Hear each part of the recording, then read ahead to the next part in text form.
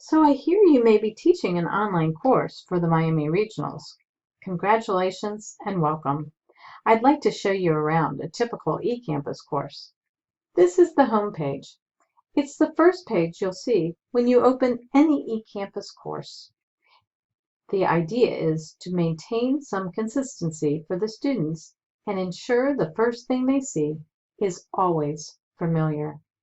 From the home page, students can choose to go quite a few places. They could decide to just go ahead with getting started.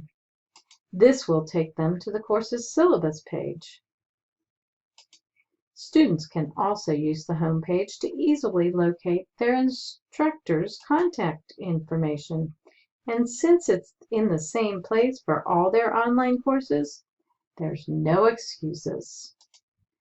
This button here is usually a link to the department's information, but it also could link to the library or course resources, depending on the needs of the particular course.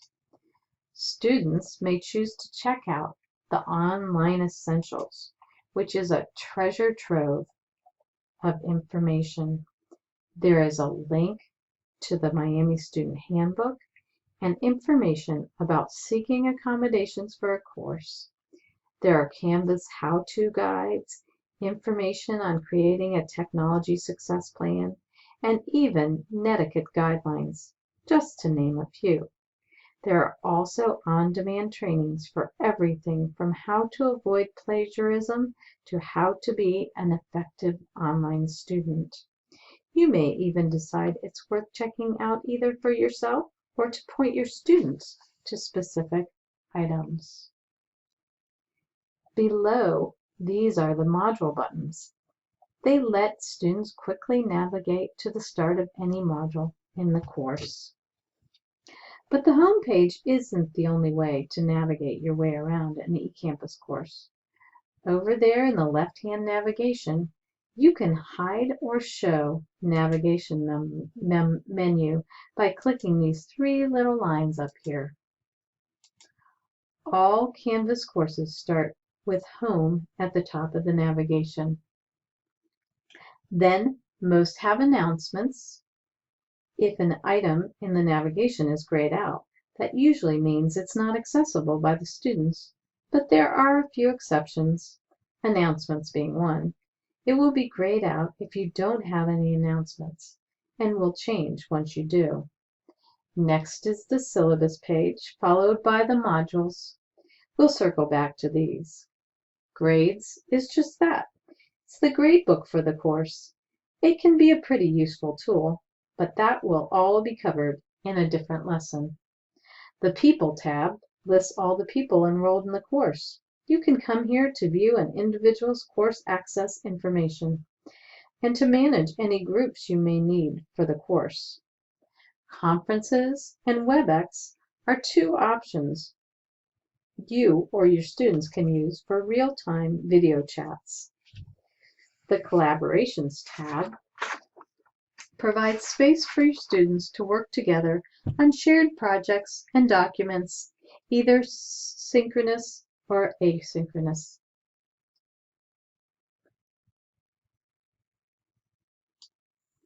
And Chat provides a way for you and your students to chat with each other when you're online at the same time.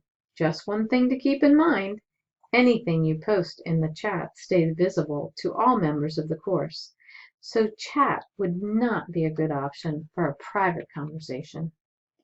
You Do It is another exception to the grayed out rule. Students don't get access to this tab, even if it's not grayed out. You Do It is a tool for those who wish to quickly and easily check the accessibility of their course. However, if you're teaching an eCampus course, it was checked for accessibility before the content was ever pushed to your course show. If you have questions about the accessibility of the course, you can contact us at elearning@miamioh.edu. Discussions, quizzes, assignments, files, and pages should be grayed out in all eCampus courses. Access to these items is given to the students from the Modules tab. If not, students could end up in a loop of previous page, next page errors that can make it hard for them to find what they are looking for. The Outcomes tab isn't something you need to worry about unless your department is tracking the program-wide outcomes. And Settings is the last grayed out exception. It is never grayed out, and students never have access to it. It only controls the settings in the specific instance of the course. Most settings changes that you will make will be at your account level, which is accessed by hitting the Account icon. Now, to circle back to the last two, but most important tabs in the navigation. First, the syllabus. Most of the items on the syllabus page will have already been filled in by the course author. But as the course instructor, there are a few areas you'll want to customize. About the course author section is meant to tell the students about the person who originally developed the course. It's more of an academic conversation. Who is this person?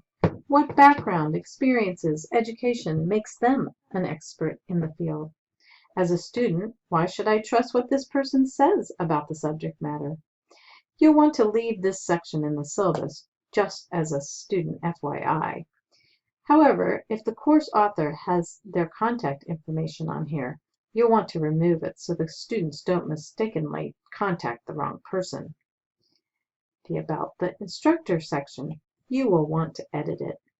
This section begins the conversation you will have with your students throughout the rest of the course. It is an introduction to you, your personality, your teaching style, your connection to and love of the subject matter. It's the I've been working in this field for so many years, this is why I love it, and why I think you will love it too. Remain professional, but don't be afraid to make it personal. Include a picture of yourself, maybe record a video, and if your dog happens to bark while you are recording, that's okay. Take a second to introduce him to your students. They'll love it, and before you realize what's happening, conversations about pets will turn into course-related questions that your students might have been afraid to ask before. Usually, but not always, the course will have a sample syllabus and course calendar linked into the syllabus page. If they do, you'll want to edit them to make sure they have your contact information and that the dates match the term that you'll be teaching the course. Last but not least, make sure to look at the student and instructor expectations. Your students will hold you to these. The Modules tab is our last item to look at, and this is where all the action happens. In online courses, because most things are intended to happen asynchronously, we tend not to structure the course into timeframes such as week 1, week 2. Instead, we organize based on content groups called modules, and then we put these groups into sequential order. The first content group or module in your eCampus course is intended only for you. The Instructor Resources module is just that, a grouping of resources to help you, the instructor, prepare for and run the course you'll be teaching. And it's intended for you, not students. We'll keep it unpublished. The course author notes will have the content information for the course author, in case you have any questions about the course. It will also have any notes or original documents that might be useful for you as you set up and teach the course. Accessibility information and resources is just that, a list of how-tos and helpful information on digital accessibility.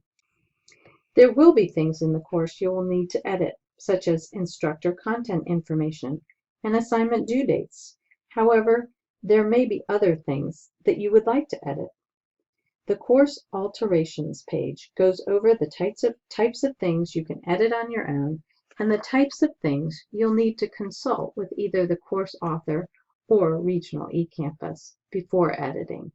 We ask you to consult with us simply because all eCampus courses go through a very extensive 4 to 8 month design process. During that time, the course author and the eCampus staff create, review, edit, and re-review all the elements in the course to make sure everything meets the required accreditation and compliance standards for the specific department and the university. Our goal with the course alterations guidelines is to provide you with flexibility, while at the same time making sure the course remains compliant. If you ever have questions about alterations to a course, don't hesitate to reach out. elearning@miamioh.edu. The checklist and guides section has Canvas how-to information, a course setup checklist, and the content information for the regional libraries. Module 0 is the student equivalent to the instructor resources. It has Canvas and other how-to information written for the student perspective, as well as an ABCs of online research guide that was put together by the regional libraries. Depending on the course, there may be specific how-to information and possibly practice assignments such as an introduction, discussion board, and syllabus quiz. Module 0 is also where students will go to find your contact information. Remember, the button on the home page, it links to the instructor content information in Module 0. You'll need to edit this page with your content information. The rest of the modules are used to organize and deliver the course-specific content. The total number of modules can vary from course to course, as well as the content they contain. But the basic structure pretty much stays the same. We do this to help the student. It provides them with consistency in how they navigate their courses and ensures the content of the course will be the only thing they struggle through, not how to find content. The module overview pages will tell the students what they should expect to learn and what they will need to do to learn. Sometimes a course author may have a video introduction embedded in the overview page, but nothing else should be embedded or linked in this page. The overview is meant to be just that, an overview. Some would say a list of what comes next, and next is where the students will interact with the module content. The presentations and demonstration page may have links to recorded lectures, outside videos, or simulations, and the text readings page may have links to documents, web pages, ebook chapters, or simply list chapters from a traditional textbook. The basic idea is that anything the students need to interact with before they attempt the assignments will live on one of these two pages. The resources page is meant to house items that might be helpful for students, but may not be expressly necessary for meeting the module objectives. This could include links to remedial resources, style guides, or extra articles and interesting tidbits the students might enjoy. Below the Activities text banner is where all the assignments for the module live. Remember, to prevent navigation errors, the Discussions, Assignments, and Quizzes tabs are turned off in the left-hand navigation. Instead, all of those things live right here in the module. That concludes our tour of a typical eCampus course. Please wait until the ride has come to a complete stop before removing your safety belts and enjoy the rest of your E1 stay. And as always, if you have questions, please don't hesitate to contact us.